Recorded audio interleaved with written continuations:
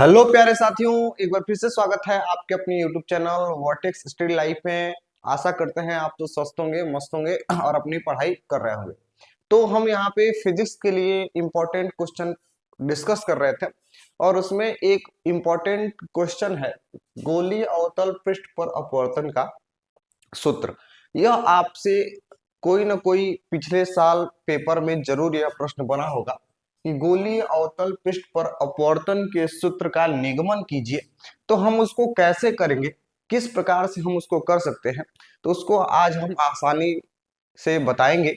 और अगर आप चैनल पर नए होंगे तो चैनल को सब्सक्राइब कर दीजिएगा, लाइक कर दीजिएगा और एक इजी वे में आपको मैं समझाने का प्रयास करूंगा। ठीक है, तो शुरू करते हैं। देखिएगा, आपसे प्रश्न कहेगा कि गोलीय अवतल पृष्ठ पर अपवर्तन का सूत्र। एक चीज याद होना चाहिए, अवतल पृष्ठ है। अवतल पृष्ठ माने कि देखिएगा कुछ इस प्रकार से हम ऐसा एक डायग्राम बना लेंगे। अवतल का मतलब आप समझ रहे होंगे कि दबे हुए भाग से प्रकाश की अपवर्तन या फिर परावर्तन की घटना हो तो वह अवतल पृष्ठ कहलाता है। अब देखिए यह जो माध्यम है यह एक अवतल पृष्ठ है, इसको हम कह सकते हैं एक अवतल पृष्ठ, मतलब ये कांच का बना हुआ है। तो यह माध्यम जो होगा वह कांच है या फिर हम इसको सघन माध्यम भी कहते हैं। और यह माध्यम है वायु, वायु का माध्यम। अब इसका अपवर्तनांक कह लेते हैं कि μ1 है और इसका अपवर्तनांक हम कह देते हैं μ2 है। ठीक है ना। विरल माध्यम का अपवर्तनांक μ1 और सघन माध्यम का अपवर्तनांक जो है वह μ2 है। इतना आप समझ गए। और आप कह सकते हैं कि yes P yes one yes dash जो है एक प्रकार का अवतल पृष्ठ है। ठीक है ना। देखिएगा यस पी एस डैश, अब इसके इधर जो भी यह कांच का बना हुआ आपको यह दिख रहा है वह एक अवतल पृष्ठ है जिसका ध्रुव, देखिएगा पी को हम कहते हैं ध्रुव, सेंटर को, वक्रता केंद्र सी है और एक बिंदु ओ है। ठीक है ना। जिसका ध्रुव पी है, पोल बोलते हैं, वक्रता केंद्र अर्थात इस अगर इसको हम ऐसे मिला दें तो इसका सेंटर जो है उसी को हम कहते हैं वक्रता केंद्र। तो यह सी है और एक बिंदु ओ है। ठीक है ना। अब देखिएगा हम कहते हैं कि माना यह जो ओ बिंदु है यहीं पर कोई ना कोई वस्तु क्या की गई है, रखी गई है। ठीक है ना। कोई ना कोई वस्तु रखी गई है। तो आपको पता होना चाहिए कि जब हम किसी पृष्ठ के सामने किसी वस्तु को रखते हैं तो उससे दो प्रकाश किरणें निकलती हैं और अगर अपवर्तन के पश्चात किसी बिंदु पर आकर मिलती हैं तो वहीं पर उस वस्तु का प्रतिबिंब बनता है। तो इससे भी हम दो प्रकाश किरणें निकालेंगे। यहाँ पे मान लेते हैं कि O पर ही वस्तु रखी गई है तो यहां से एक प्रकाश किरण कुछ ऐसे जाएगा।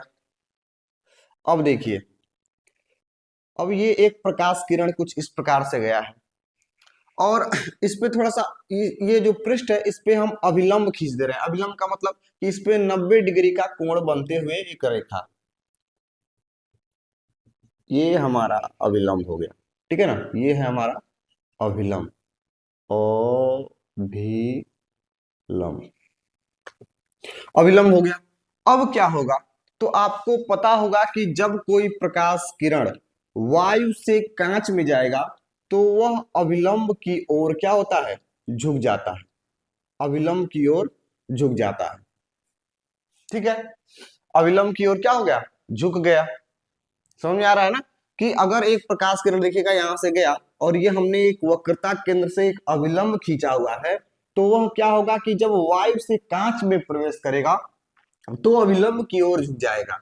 अब देखिएगा यह कोण हो जाएगा कोण आई और ये कोण हो जाएगा आर। अगर यह जो रेखा है, अब इसको यहाँ पे यह इस बिंदु को हम कह देते हैं ए, कह सकते हैं ना, इस बिंदु को हम कह देंगे ए और इसको हम कह देते हैं इसको कह दीजिए पी, कह दी पी तो हो गया है ना, टी कह दीजिए टी और इसको कह देते हैं यन। ठीक है ना। इस बिंदु को कहा हमने ए और यह जो रेखा यहाँ पे गई है इसको हमने टी कह दिया और इस रेखा को कह दिया यन। अब जो यह यन रेखा है इसको हम पीछे की तरफ अगर बढ़ाएं, क्योंकि यह जब आगे जाएगा तो यह कहीं पर किसी को काटेगा नहीं, तो हम इसको कहाँ बढ़ाते हैं, पीछे की तरफ। थोड़ा सा इसको आप सही से बना लीजिएगा, पीछे की तरफ बढ़ाएंगे तो कुछ इस तरीके से पीछे आएगा, ठीक है ना। याद रखिएगा, यह जो यन वाली रेखा है ना, ये जो मुड़ी हुई रेखा है, इसी को हमने पीछे बढ़ाया है, तो कुछ इस प्रकार से यह बीच में आ रही है। अब देखिएगा, एक ही हमने किरण लेके चला था, यह जो किरण है ओ से हमने किरण निकाला, बिंदु ए पर पहुंचा और अभिलंब की ओर झुक गया, और फिर हमने उसको पीछे की तरफ बढ़ाया, तो कुछ इस प्रकार से बीच में आती हुई रेखा हमको प्राप्त हुई। फिर उसके बाद से देखिएगा, ये पहली प्रकाश किरण, दूसरी प्रकाश किरण क्या होगी कि सीधा जाएगी, ठीक है ना, यह सीधा जाएगी और फिर टकराने के पश्चात अपने ही मार्ग में वापस लौट जाएगी, ठीक है ना। अब देखिएगा, अगर मान लीजिए कि यह किरण ऐसे चला जाता तो क्या यह एक दूसरे को कहीं काटते, तो कहीं नहीं काटते, तो हम इसको पीछे की तरफ बढ़ाएंगे तो इस बिंदु पर वह क्या करेगा, काटेगा, इसको हम कह देते हैं आई, और आई बिंदु पर ही वस्तु का क्या बनेगा, प्रतिबिंब बनेगा। हमारी बात आपको समझ में आ रही होगी। एक बार और समझ लीजिएगा कि जब ओ से प्रकाश किरण जाएगा तो अभिलंब की ओर झुक जाएगा, और एक प्रकाश किरण सीधा जाएगा और अपने ही मार्ग में वापस लौट जाएगा। क्योंकि यह एक दूसरे को कहीं काटेंगे नहीं, तो हम क्या करते हैं कि जो एन रेखा है उसको हम पीछे की तरफ बढ़ाएंगे और इस अक्ष को क्या करेगा, आई बिंदु पर काटेगा, और यहीं पर उस वस्तु का प्रतिबिंब बनेगा। अब देखिए, ये जो है यह आर कोण है, तो यह भी कोण क्या हो जाएगा, आर, क्यों, क्योंकि यह शीर्षाभिमुख कोण बन रहा है। देखिएगा, ये अभिलंब है, ठीक है ना, ये रेखा ऐसे गई है और यही आर है, तो इधर हमने बढ़ाया तो ये भी क्या हो जाएगा, आर हो जाएगा, ठीक है ना। तो यह भी कोण जो होगा वह आर, पूरा कोण है आई, ये पूरा कोण जो हमने लिया है, ठीक है, तो यह आई है, और ये जो कोण है यह कोण है आर। इतना आपको समझ में आना चाहिए। उसके बाद से हम इस कोण को ले लेते हैं कि चूंकि यह भी तो कोण बना रहा है, इसको कह देंगे अल्फा, बीटा, और इसको कह देंगे गामा। यहां तक किसी को कोई दिक्कत नहीं होना चाहिए, मैंने जैसे कहा है वैसे ही आप अपनी कॉपी में भी लिखेंगे।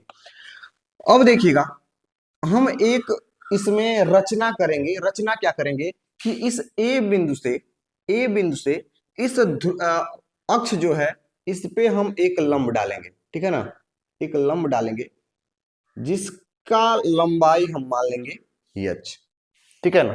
थोड़ा सा आप सीधा बनाइएगा लंब, मेरे पास स्केल नहीं है, ऐसे सीधा बना लेंगे, और इसका हाइट हम ले लेंगे यच, कह देंगे कि यच ऊंचाई का एक लंब है जो हमने अक्ष पे डाला है। अब इसकी दूरी हम जो है ना एक तरह से नेग्लेजेबल मान के चलेंगे, बहुत ही कम मान के चलेंगे, ठीक है। अब जितनी हमने यहाँ पे रचना की है उस चीज को क्या करते हैं, लिख लेते हैं।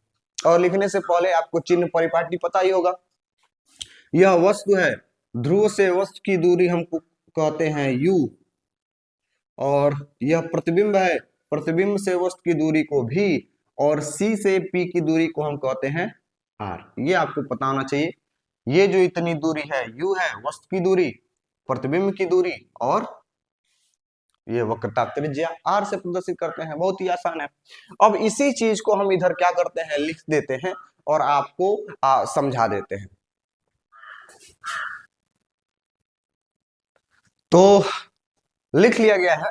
अब आप जिस तरीके से आप क्रिया किए हैं इस चित्र में, ठीक उसी चीज को हम क्या किए हैं, यहाँ पे लिख दिए हैं। ऐसा नहीं है कि किताब में जैसे लिखा है हम उसी चीज को रट के लिखे। यह एक बुद्धिमान स्टूडेंट का यह लक्षण नहीं होता है। अधिकतर आपको प्रयास यह करना चाहिए कि जो आप क्रिया इसमें कर रहे हैं उसी चीज को शुद्ध रूप में क्या करें, लिखें। अब देखिएगा, हमने जो क्रिया विधि किया है वही लिखा है। माना एक अवतल गोलीय पृष्ठ यस पी यस डैश है, जिसमें विरल माध्यम का अपवर्तनांक μ1, यह जो वायु वाला माध्यम है उसका अपवर्तनांक μ1, तथा सघन माध्यम का अपवर्तनांक μ2 है, अर्थात इस कांच का अपवर्तनांक हमने लिया है μ2। इस पृष्ठ का ध्रुव P है, इस पृष्ठ का ध्रुव P है, तथा वक्रता केंद्र C है, और एक बिंदु O है, ठीक है ना। जहां एक वस्तु मतलब इस ओ बिंदु पर एक वस्तु रखा गया है, बिंदु ओ से आपतित किरण यानी पहली किरण देखिएगा यह निकल रही है आपतित किरण ओ ए, ठीक है ना, इसको हमने नाम दिया है ओ ए, आपतित किरण ओ ए, आपतित किरण, आपतित किरण ओ ए पृष्ठ पर गिरता है, यानी इस पृष्ठ पर गिर रहा है, अभिलंब की ओर झुक जाता है, यानी अभिलंब की ओर ये क्या हो गया, झुक गया, और तथा अभिलंब की ओर झुक जाता है। दूसरी आपतित किरण, दूसरी आपतित किरण कहाँ है भाई, तो यह जो है यह दूसरी आपतित, यह पहली किरण है और ये वाली, ये वाली, ये दूसरी आपतित किरण, एक प्रकाश किरण ऐसे जा रहा है, दूसरा प्रकाश किरण ऐसे, तो यह जो है टकराएगा और पुनः अपने माध्यम में वापस आ जाएगा। ओपी देखिएगा, ओपी टकराने के पश्चात पुनः अपने ही मार्ग में वापस चली जाती है, अर्थात ऐसे टकराएगा और पुनः अपने मार्ग में चला जाएगा, ठीक है। इन दोनों किरणों को, अर्थात ये पहली किरण और ये दूसरी किरण, देखिएगा ये पहली किरण ये दूसरी किरण, अब जब इनको पीछे बढ़ाएंगे, पीछे बढ़ाने पर एक बिंदु आई, इस बिंदु पर यह दोनों अपने आप को काटेंगे और यही वस्तु का प्रतिबिंब बनता है, यानी इस आई बिंदु पर ही वस्तु का क्या बनेगा, प्रतिबिंब बनेगा। तो जो जो हमने किया है उसी चीज को लिखा है, हमने किसी भी किताब का उठाया नहीं है। यह यही वस्तु का प्रतिबिंब, रेखा ओ ए, अब देखिएगा रेखा ओ ए, आई ए देखिएगा, ओ ए और आई ए और सी ए, देखिएगा ये तीनों रेखा क्या कर रहे हैं कि इस मुख्य अक्ष, ये जो मुख्य अक्ष है इस पर अल्फा कोण, बीटा कोण और गामा कोण का निर्माण कर रहे हैं, ठीक है ना। आप समझिएगा इस चीज को कि मान लीजिए यह तीनों रेखा है, ये ऐसी ही रेखा है और ये मुख्य अक्ष है, यह है ए, ये ओ है, आई है, सी है, तो यह तीनों मुख्य अक्ष पे अल्फा कोण, बीटा कोण और गामा कोण का निर्माण कर रहे हैं, तो उसी चीज को लिखा गया है कि जैसा कि चित्र में प्रदर्शित है। अब इतना चीज आप लिख देते हैं तो एग्जामिनर आपका एक नंबर भी नहीं काटेगा, क्योंकि आपने यहाँ पे कह दिया जैसा कि चित्र में प्रदर्शित है, तो आप अगर आप चित्र अच्छे से बनाए होंगे तो उसमें आप इसको दिखा सकते हैं। अब इसके बाद से यह तो आपका हो गया यह व्याख्या, उसके बाद से अब इसको मिटाएंगे और जो अपवर्तन के सूत्र का निगमन है उसको हम करके दिखाएंगे, ठीक है। तो इसको फटाक से आप स्क्रीनशॉट ले लीजिएगा, मैं इसको मिटा रहा हूं, उसके बाद से आपको दिखाता हूं। तो देखिएगा चित्र के द्वारा अब हम क्या करते हैं कि चित्र के द्वारा पहले ये जो चिन्ह परिपाटी बनाए हैं इसका मान उठा के रख लेते हैं, इसको भी एक नाम दे दीजिएगा, ए है और यहाँ पे जे रख दीजिएगा, ठीक है ना। अब यहीं पे मैं लिख रहा हूं, आप उसके नीचे ही लिखेंगे, लिखेंगे चित्र के द्वारा, चित्र के द्वारा, चित्र के द्वारा क्या होगा भाई, तो चित्र के द्वारा ओपी का मान कितना होगा, ओपी का मान होगा -u। अब माइनस क्यों लगा है, तो आपको पता होना चाहिए, चिन्ह परिपाटी का उपयोग करेंगे तो जो भी हमारा लेफ्ट साइड में हम दूरियों को लेते हैं वो हम माइनस में लेते हैं, तो -u। अच्छा आईपी का मान बताइए, आईपी का मान -v, और सीपी का मान बताइए, सीपी का मान बताइए, तो सीपी का मान हो जाएगा -r। ये तीनों मान आप याद रखेंगे, इसका हम उपयोग करने वाले हैं, तो उसी के नीचे आप लिख लेंगे। अब इसके बाद से क्या करेंगे, तो इसके बाद से एक छोटा सा आप उपयोग करने वाले हैं। अब आप त्रिभुज देखिएगा, यह त्रिभुज लीजिएगा ओ ए सी, ठीक है ना, लिखेंगे त्रिभुज ओ ए सी से, त्रिभुज ओ ए सी क्या कह रहा है, तो देखिएगा ओ ए सी, देखिए ओ ए सी, आप यहाँ पे किनारे बना लीजिएगा ओ ए सी, इसको थोड़ा सा तिरछा कर दीजिएगा भाई, ये है ओ ए सी। अब ये पूरा कोण जो है ना यह आई है, आप चित्र में देख सकते हैं, यह कोण अल्फा है और यहाँ पे जो कोण बना हुआ है ये गामा है, ठीक है। मैंने बीच वाला यह रेखा इसमें नहीं बनाया क्योंकि हमने किसका नाम लिया है, ओ ए सी, ओ ए सी। अब आप पढ़े होंगे कि बहिष्कोण क्या होता है, मान लीजिए एक त्रिभुज है, तो अगर इसके बाहरी एक कोण का बात करें तो अन्य अंदर के दो कोणों के योग के बराबर, यानी इस कोण का मान, इसका नाम ए रख दें, ये बी रख दें, सी रख दें, तो जो ए का मान होगा वह बी और सी के योग के बराबर होगा, यह कहलाता है बहिष्कोण। अर्थात यहाँ पे गामा कोण जो है वह इस त्रिभुज का बहिष्कोण है, बाहर का कोण है, तो हो जाएगा लिखेंगे गामा गामा त्रिभुज गामा त्रिभुज ए ओ सी का बहिष बहिष कोण है, बहिष कोण है। अतः अतः अच्छा, इस कोण कोण गामा कर लीजिएगा। तो अतः क्या हो जाएगा भाई, तो कोण गामा बराबर हो जाएगा कोण आई प्लस कोण अल्फा, ये हो जाएगा। अच्छा, यहां से आई का मान निकाल लीजिए, तो आई का मान इधर पक्षांतर इसको करिए अल्फा को, तो कोण आई बराबर हो जाएगा गामा माइनस अल्फा। इस कोण हटा दीजिए तो इतना रहना चाहिए गामा माइनस अल्फा, इसको कह देंगे समीकरण नंबर 1, हो जाएगा। इतना कर लेंगे आप।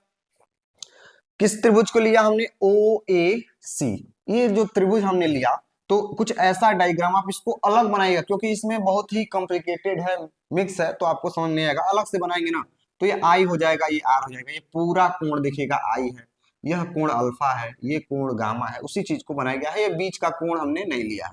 तो इसमें यह जो गामा कोण का मान होगा वह आई प्लस अल्फा के बराबर होगा, और यहां से अल्फा को हमने इधर भेजा है तो होगा, आई को इधर अकेले छोड़ दीजिए और इनको पक्षांतर कर देंगे तो ये मिल जाएगा।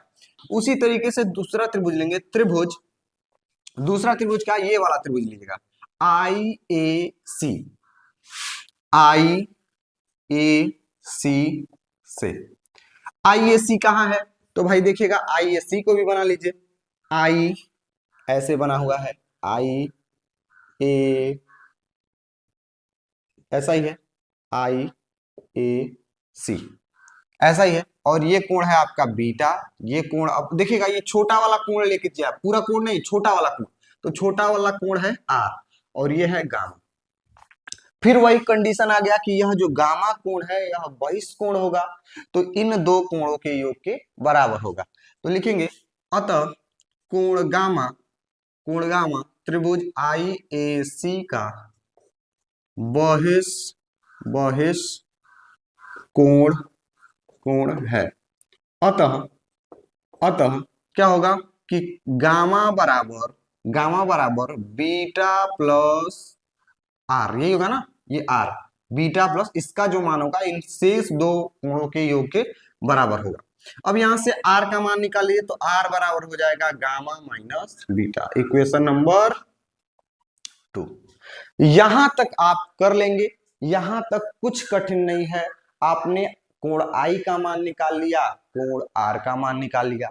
अब स्नेल का नियम आप लोग पढ़े हैं,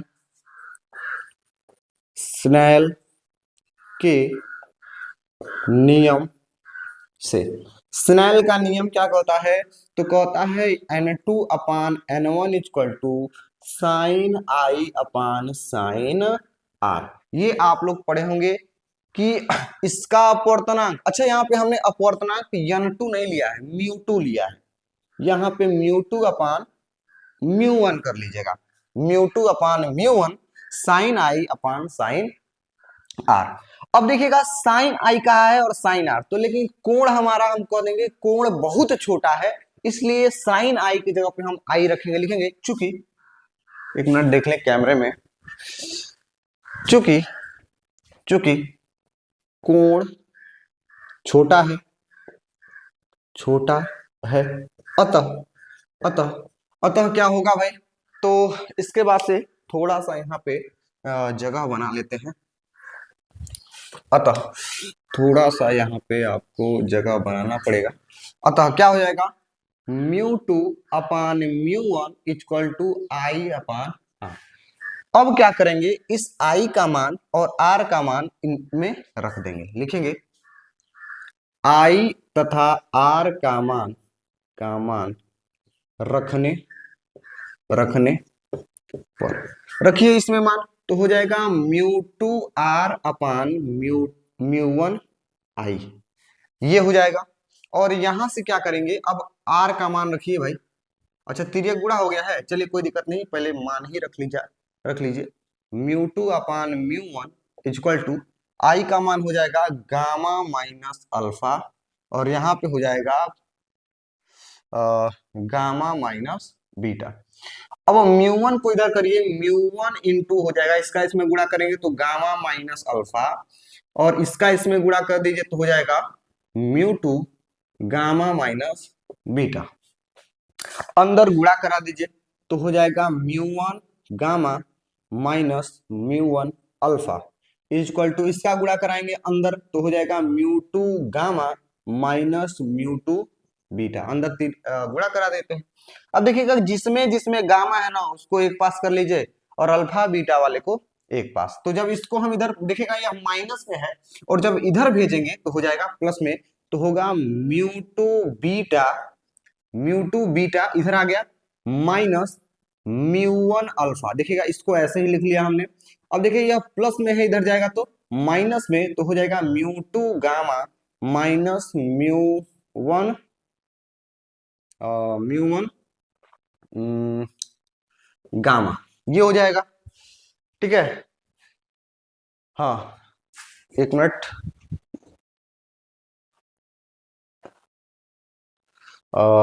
दिखाई नहीं दे रहा है, चलिए कोई दिक्कत नहीं है, मैं ऊपर से इसको मिटा दे रहा हूं। ठीक है ना, आप स्क्रीनशॉट लेके नोट करते रहेंगे। ये जो लाइन है ना, ये नीचे वाली लाइन को आप नोट नहीं करेंगे। यहां से मैं ऊपर आता हूं तो होगा mu one gamma, mu one gamma. अच्छा गामा वाले को एक पास कर लीजिए ना, गामा वाले को हम क्या करेंगे एक पास कर लेंगे तो हो जाएगा। इसको देखिए इधर पक्षांतर करिए तो होगा mu one mu one mu two beta, mu two beta minus minus mu one alpha equal to mu one mu two gamma, mu two gamma minus mu one gamma. अब आप कहेंगे कि ये कैसे हुआ, तो देखिए कि इसको इधर पक्षांतर किया तो माइनस है तो प्लस, प्लस में आया, और इसको एज इट इज वैसे ही रोक दिया हमने। और फिर जब इसको मैं पक्षांतर करूंगा तो ये प्लस से इधर जाएगा तो माइनस में। ठीक वही चीज है, आप म्यू वन म्यू टू और गामा अल्फा बीटा को भाई थोड़ा सा प्रैक्टिस जरूर कर लीजिएगा, प्रैक्टिस इंपॉर्टेंट है। अब इसमें से देखिएगा कि गामा कॉमन है तो कर लीजिए भाई gamma common, B minus mu two alpha equal to, अब गामा कॉमन कर लेंगे तो mu two minus mu one और ये हो जाएगा गामा। अब तीन मान आपको निकालना पड़ेगा, अल्फा बीटा गामा, इन तीनों का मान निकालना है भाई। तो बहुत ही आसान है अल्फा बीटा गामा का मान निकालना। ठीक है, अल्फा बीटा गामा का मान कैसे निकालेंगे, तो आप चित्र को देखिए। अल्फा का मतलब होता है 10 अल्फा। अच्छा 10 का फार्मूला आप ऐसे पढ़े होंगे, लाल बटा कक्का, लंब बटा आधार। अब देखिएगा यही कोण अल्फा है तो इसके लिए लंब है यच और आधार है ओ ओ जे, और इसी को हम कह देंगे कि वह यू है। ठीक है ना। अच्छा यहाँ पे ओपी कहा है ना, ओपी कहा है तो हम यहाँ पे कह सकते हैं कि चूंकि चूंकि पी और जे, पी पी और जे समदूरस्थ हैं, समदूरस्थ हैं। समदूरस्थ का क्या मतलब है कि यह बहुत पास पास है, बहुत ही पास में है। तो जे जहां पी होगा वहां पे जे लिख सकते हैं, जहां जे होगा वहां पी लिख सकते हैं। इसका मतलब है कि बहुत कम दूरी है ना, तो हम इसको नगण्य के बराबर मानेंगे। यहाँ पे आपको अधिक दिख रहा है लेकिन वास्तव में यह दूरी बहुत ही कम है। तो क्या हो जाएगा, इस 10 अल्फा के लिए यह लंब और ये आधार, तो लंब को यच और आधार को माइनस यू, तो यहां से हो जाएगा यच अपान माइनस यू। इसी तरह से बीटा का मान निकालिए 10 बीटा, बीटा का मान निकालेगा तो यह लंब और ये माइनस भी, तो हो जाएगा यच अपान माइनस भी। और इसी तरह से गामा का मान निकालेंगे, इस गामा का, तो यच अपान माइनस आर, 10 गामा बराबर यच अपान माइनस आर। अब तीनों मान उठा के इसमें रख दीजिए और लिखेंगे अल्फा बीटा गामा का मान इसको कह दीजिएगा, समीकरण 1 2 बनाए थे इसको 3 कह दीजिएगा।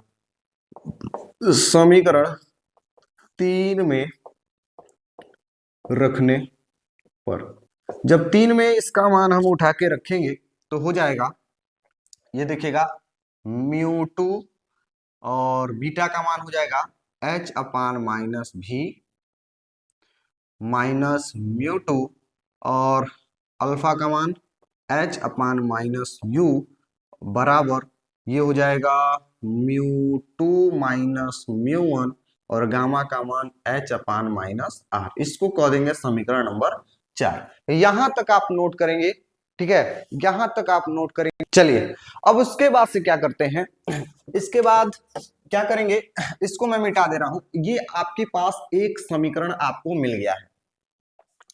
अब देखिएगा ना, इस समीकरण में यच भी सब में कॉमन है और माइनस भी सब में कॉमन है। तो देखिएगा इधर से हम यच कॉमन कर लेते हैं, माइनस एच कर लीजिए, माइनस एच, ये भी माइनस है, सब इसमें भी माइनस है, तो माइनस एच कॉमन करेंगे तो हो जाएगा म्यू अपान भी, हो जाएगा। यहाँ पे हो जाएगा म्यू टू, अच्छा यहाँ पे म्यू टू है तो यहाँ पे होगा म्यू वन, ठीक है ना, और यहाँ पे म्यू वन अपान यू, ये हो जाएगा। इसमें से इन दोनों में से एच कॉमन और ये माइनस दोनों से कॉमन कर लिया है, और इसमें देखिएगा इसमें से भी माइनस एच कॉमन करेंगे तो हो जाएगा mu two minus mu one upon r. इस माइनस एच से माइनस एच क्या हो जाएगा, कट जाएगा, और आपको मिलेगा म्यू टू अपान भी minus mu one upon u equal to mu two minus mu one upon are.